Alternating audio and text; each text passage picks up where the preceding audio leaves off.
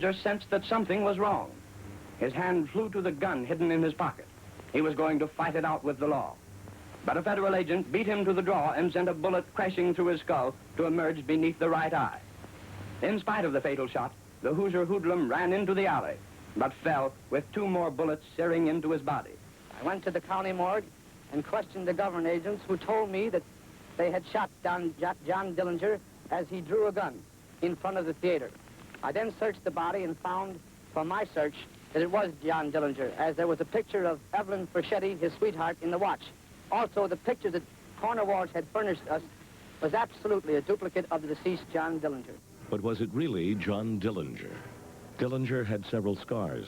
The dead man had none. Dillinger had never had rheumatic fever. The dead man's heart showed that he had. Dillinger had perfect eyesight. The dead man wore prescription glasses. And Dillinger's eyes were blue-gray. The dead man had brown eyes. Underworld rumors said that this man was another criminal who really was named Jimmy Lawrence, and that Dillinger survived and fled to Los Angeles. A lot has been made of the color of John Dillinger's eyes. They weren't the color during the autopsy that the FBI indicated they should be on their wanted posters, but that is easily explained by the fact that it was 80 degrees out there. They didn't have refrigeration in those days the way they do today at the morgues, and what happens during post-mortem and so forth can change the body appearance and the color of the eyes. His body, if it was his, was taken in a wicker basket for burial.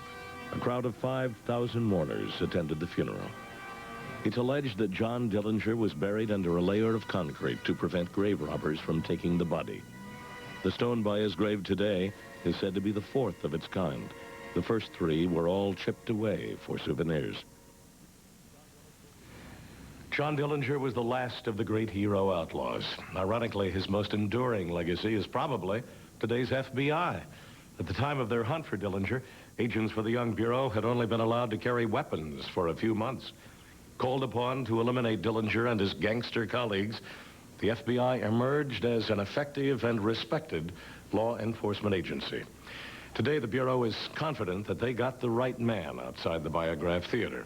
Inaccuracies in autopsies, like those in the Dillinger case, were unfortunately as common in the 1930s as accurate reports. And there is one other famous inaccuracy.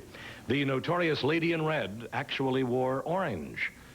The neon lights of the Biograph Theater made her dress look red. I'm Bill Curtis. Join us next time for another edition of American Justice here on A&E.